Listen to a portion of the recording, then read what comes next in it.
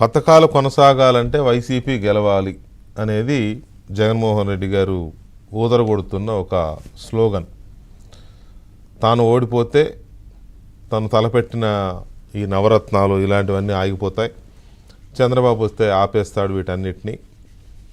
ఒక పక్కేమో చంద్రబాబు నాయుడు విడుదల చేసిన కూటమి విడుదల చేసిన మేనిఫెస్టో గురించి చెప్తాడు. ఆ 4,000 రూపాయలు పెన్షన్లు ఇస్తారు, అది ఇదని చాలా ఉన్నాయి కదా దాంట్లో. వాటి గురించి చెబుతూ ఇవి సాధ్యమా అంటాడు. తాను ఇస్తున్నవి మాత్రం కొనసాగాలంటే తానే ఉండాలి, మళ్ళీ అధికారంలో ఉంటాడు. అంటే పొంతన లేని విరుద్ధమైన రెండు పరస్పర విరుద్ధ ప్రకటనలతో ఆయన జనాన్ని ఒక రకమైన గందరగోళానికి గురి చేసే ప్రయత్నంలో ఆయన గందరగోళంలో పడుతున్నాడేమో అనిపిస్తుంది. సరే, అది ఒక ఆస్పెక్ట్ అనుకోండి. ఎన్నికల్లో ఒక్కొక్కసారి అవతల వాళ్ళని ఎలా దాడి చేయాలో అవతల వాళ్ళ పైన అనే ఒక దీంట్లో సెల్ఫ్ గోల్స్ పడతా ఉంటాయి. సరే, ఓకే, అది ఆస్పెక్ట్ ఎలా ఉన్నా ఇప్పుడు ఆయన అనేది ఏంటంటే ప్రధానంగా తాను తలపెట్టిన తాను ఇచ్చిన సంక్షేమ పథకాలు కొనసాగాలంటే మళ్ళీ నేనే అధికారంలోకి రావాలి, చంద్రబాబు వస్తే అవి ఆపేస్తాడు. ఇది ఆయనకి ప్రజలకి బాగా ఎక్కించి నమ్మించి ఏదో రకంగా మళ్ళీ తననే కోరుకునేలాగా ఆయన ట్రై చేస్తున్నాడు. సరే, ఓకే, ఆయన అన్నట్టుగానే ఒకవేళ అనుకుంటే జనవరి నుంచి పథకాలు ఆగిపోయినాయి. జనవరి నుంచి పథకాలు ఎందుకు ఆగిపోయినాయి? ఎవరు ఆపితే ఆగిపోయినాయి? జనవరి అంటే ఇప్పుడు ఇది 5 నెలలు. 5 నెలలుగా ప్రజలకు ఇవ్వాల్సిన నువ్వు తలపెట్టిన సంక్షేమ పథకాలు లేకపోతే నువ్వు తలపెట్టిన నవరత్నాలు ఏదన్నా కానీ ఎందుకు ఆగిపోయినాయి? ఎవరు ఆపారు? చంద్రబాబు ఏమన్నా వద్దన్నాడా? చంద్రబాబు ఏమన్నా జగన్ ప్లీజ్ అబ్బాయి ఇవి ఇవ్వకబ్బా అని చెప్పి ఏమన్నా ఆపినాడా? లేకపోతే బెదిరించినాడా, భయపెట్టినాడా ఇవి వేస్తే ఊరుకోనని? ఎందుకు ఆపేశారు ఈ 5 నెలలుగా ఈ పథకాలు అనే దానికి సమాధానం చెప్పరు. సజ్జల రామకృష్ణారెడ్డి గారు 1.5 గంట ఉపన్యాసం చెప్పినా 5 నెలలు ఎందుకు జనానికి డబ్బులు వేయలేదో చెప్పడు. జగన్మోహన్ రెడ్డి గారు గొంతు చించుకుని 1.5 గంట బహిరంగ సభల్లో మాట్లాడినా ఎందుకు ఈ పథకాల కింద డబ్బులు పడలేదో చెప్పరు. ఇప్పుడు మాత్రం గగ్గోలు పెట్టేశాడు. అయ్యో నేను వేస్తూ ఉంటే ఎవరు ఆపేస్తున్నారు. నేను ఎవరు ఆపుతారు? ఎలక్షన్ నిబంధన వచ్చిన తర్వాత నువ్వు పాత నిర్ణయాలు తీసుకోవడానికి వీల్లేదని తెలీదా? తెలిసి కూడా ఫౌల్ గేమ్. పైగా దీంట్లో చాలా లుకలుకలు ఉన్నాయి. ఇక్కడ జనవరి నుంచి మార్చి వరకు ఈయన 6 బటన్లు నొక్కాడు. 6 బటన్లు కాదు, ఉత్తుత్తి బటన్లు. అంటే మనం కొన్ని డమ్మీ బొమ్మలు ఉంటాయి, బొమ్మ తుపాకుల్లాగా బొమ్మ ల్యాప్టాప్లు బొమ్మ ఫోన్లు ఉంటాయి కదా పిల్లలకు కొనిచ్చేయి, అలాంటిది ఏదో కొనుక్కున్నట్టున్నారు మొత్తం మీద డిసెంబర్లో జనవరిలో. ఇప్పుడు ఆ బొమ్మ ల్యాప్టాప్లో ఎటు నొక్కుతాడు, ఆ బటన్ పనిచేసేది కాదు, దాంట్లో డబ్బులు పడేవి కాదు. దానికి మనకు మచ్చుకు చూస్తే జనవరి 23వ తేదీన ఆసరా పథకం కింద 6,394 కోట్ల రూపాయలు విడుదల చేస్తున్నానంటూ బటన్ నొక్కాడు. చూడండి, ఎంత చిన్నది కాదు ఇది. 6,394 కోట్ల రూపాయల బటన్ ఇది. అంటే ఎంత ఒళ్ళు దగ్గర పెట్టుకొని ఎంత బాధ్యతాయుతంగా ఒక ముఖ్యమంత్రి అనేవాడు ప్రజలకి బాధ్యతాయుతంగా ఉండాలి, జవాబుదారీతనంగా ఉండాలి. 6,394 కోట్ల రూపాయల సంక్షేమ పథకానికి సంబంధించి ప్రజలను మోసం చేస్తూ ప్రజల కంట్లో కారం కొడుతూ ఒట్టి బటన్, అక్కడ డబ్బులు లేవు ఏమీ లేవు, ఒట్టి బటన్ నొక్కేసి దానికోసం 1 కోటి రూపాయలు పెట్టో 100 కోట్లు పెట్టో సభ నీల్ మీడియాలో ప్రకటనలు ఊదరగొట్టేశారు. అక్కడ చూస్తే ఒట్టి బటన్, అది బొమ్మ తుపాకి బొమ్మ బటన్ అది. తర్వాత 28 ఫిబ్రవరి కళ్యాణమస్తు షాదీ తోఫాల కింద 78.5 కోట్లు, 78.5 కోట్లు. కళ్యాణమస్తు షాదీ తోఫాలకు కూడా నువ్వు డబ్బులు వేయలేదంటే మరి నిన్ను అది ప్రభుత్వం అనుకోవాలా, రాక్షస ప్రభుత్వం అనుకోవాలా, ఏమనుకోవాలో అర్థం కాని పరిస్థితి. తర్వాత పిల్లలకు సంబంధించిన ఫీజు రియంబర్స్మెంట్, విద్యాదీవన, ఇది మార్చి 1వ తేదీన 708 కోట్ల రూపాయలు. ఇది ఉట్టి బటనే, బొమ్మ బటనే. పిల్లలు దుద్దుని కాల్చుకుంటారు కదా బొమ్మతో పాకి పట్టుకుని, ఆ టైప్ అనమాట. ఇది నొక్కితే అయి పళ్ళ. దీని ఇంపాక్ట్ ఎంతవరకు వెళ్ళిందని అంటే పిల్లలకి ఫీజు రియంబర్స్మెంట్ పడలేదని కాలేజీలు వాళ్ళని ఇళ్లకు పంపించేసినాయి. మొన్న ఈ మధ్య మనం చూసాం, జగ్గైపేటకు చెందిన ఒక అమ్మాయి పాప ఫీజు కట్టలేదని కాలేజీలో ఇంటికి రాలేక కాలేజీలో ఉండగా 2 రోజులు అన్నం లేకుండా ఉండిపోయానని చెప్పి బయటకు వచ్చి చెప్పింది. అంతటి నికృష్టమైన కఠినమైన అరాచకమైన ప్రభుత్వం ఈ ప్రభుత్వం. ఇంతగా గేమ్స్ ఆడాలా ప్రజలతో, ఇంత నీచమైన ఆట ఆడాలనా ప్రజలతో నీ కుళ్ళు రాజకీయాల కోసం. తర్వాత రైతులకు ఇచ్చే ఇన్పుట్ సబ్సిడీ, ఈ ఇన్పుట్ సబ్సిడీ కింద మాట్లాడితే రైతన్నలు అంటాడు. ఇన్పుట్ సబ్సిడీ కింద మార్చి 6వ తేదీన 1295 కోట్ల రూపాయలు ఇస్తున్నానంటూ బటన్ నొక్కాడు. 1295 అంటే సుమారుగా 1300 కోట్లు. రైతుల కళ్ళకు గంతలు కట్టి ఎంత దారుణమైన దగ అంటే ఇది. ఇన్పుట్ సబ్సిడీ ఇచ్చిన బటన్ నొక్కితే ₹1 పడల. మార్చి 5వ తేదీ, మార్చి 6వ తేదీ.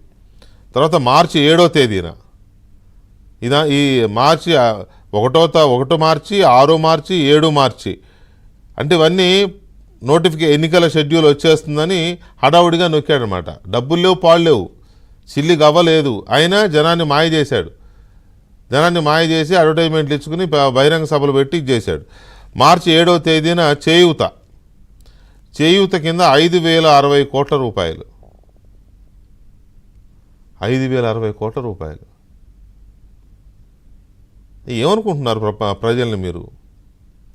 వాళ్ళు మేము ఇస్తున్నాం కదా అని చెప్పి ఇవ్వకపోయినా ఏం అడగర్లే, ఏం చేయలేరులే అనే ఒక ధీమానా, లేకపోతే ప్రజల అమాయకత్వం మీద మీకు వచ్చిన ఒక నమ్మకమా? అమాయకులు ఎర్రి గొర్రెలు అనుకుంటున్నారు ప్రజల్ని. 5060 కోట్ల రూపాయలకు సంబంధించి మార్చి 7వ తేదీన వచ్చిన బటన్ ఏమైపోయింది? బటన్ మళ్ళీ మార్చి 14న ఈబీసీ నేస్తం కింద 629 కోట్ల రూపాయలు. 629 కోట్లు అంటే జనవరి 23వ తేదీ నుంచి మార్చి 14 మధ్యలో 6 బటన్లు నొక్కాయండి. 6 బటన్ల విలువ 14,000 కోట్ల రూపాయలు. సుమారుగా 75 లక్షల మంది లబ్ధిదారులు, అంటే 75 లక్షల కుటుంబాలు. 75 లక్షల కుటుంబాలని ఎంత దారుణంగా దగా చేశారో చూడండి. ఈ రోజుకి డబ్బులు పడలే. ఎంత భయంకరమైన మోసం ఇది.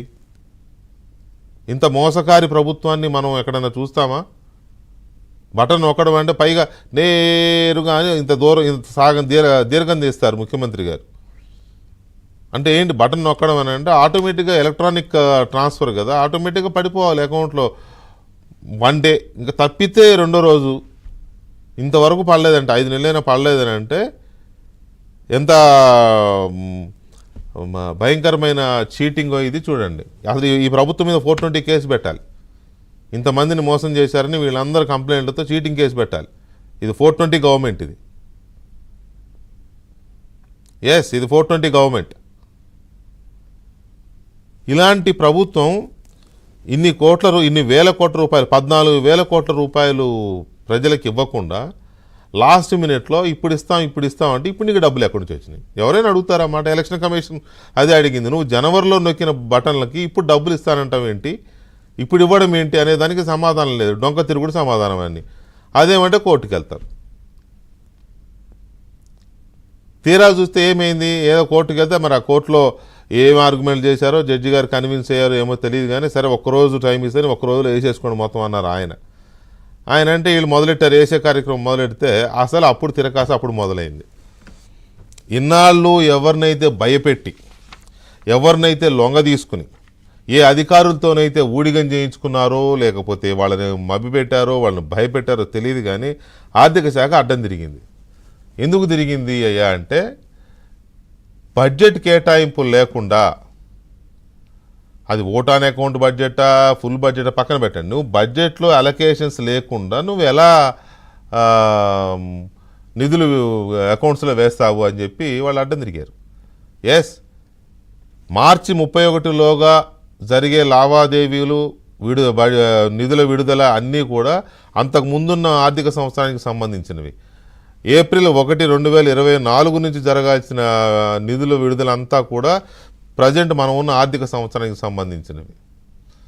మొన్న ఇచ్చిన ఓటాన్ అకౌంట్ బడ్జెట్లో వీటికి అలొకేషన్స్ లేవు. నువ్వు గత ఆర్థిక సంవత్సరంలో విడుదల చేయాల్సిన నిధుల్ని అప్పుడు విడుదల చేయకపోతే క్యారీ ఫార్వర్డ్ ఎలా అవుతాయి? మళ్ళీ రీఅప్రోప్రియేషన్ ఇది చేసుకోవాలి. నువ్వు క్యాబినెట్లో పెట్టుకుంటావో అసెంబ్లీ పెట్టుకుంటావో. ఇప్పుడు నీకు అసెంబ్లీ లేదు, నీది ఆపద్ధర్మ ప్రభుత్వం. ఆపద్ధర్మ ప్రభుత్వంలో రీఅప్రోప్రియేషన్ సాధ్యం కాదు. ఎలా అంటే ఇది తెలిసి ప్రజల్ని మోసం చేయడం కాదా? పోని మధ్యలో డబ్బులు వచ్చినాయి, నువ్వేమైనా ప్రజలకు డబ్బులు ఇచ్చావు, అప్పుడు ఇవ్వాల. నీ నీ అనుంగు నీ చెంచా లేకపోతే నీ బినామీ కాంట్రాక్టర్లకు ఇచ్చుకున్నావు బిల్స్ కింద. ఎందుకు ఎలక్షన్ ఖర్చు పెట్టాలి కాబట్టి. అప్పుడు వేయొచ్చుగా ప్రజలకి దాదాపు సుమారుగా 8-9 వేల కోట్లు అనుకుంటా కాంట్రాక్టర్లకు చెల్లించింది. అప్పుడే ప్రజలకు వేయొచ్చుగా, అప్పుడు వేయలా.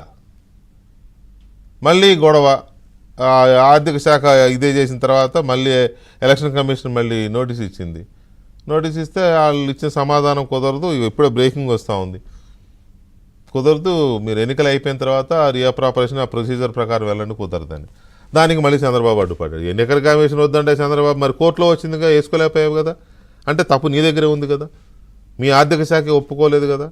అంటే నీకు అన్నీ తెలిసి ఒకటి ప్రజలకు ఇచ్చే ఉద్దేశం లేదు, ఏదో ఓట్లు కొల్లగొట్టడానికి ఎన్నికల పోలింగ్ ముందు రోజే వేద్దాం అనుకున్నావు.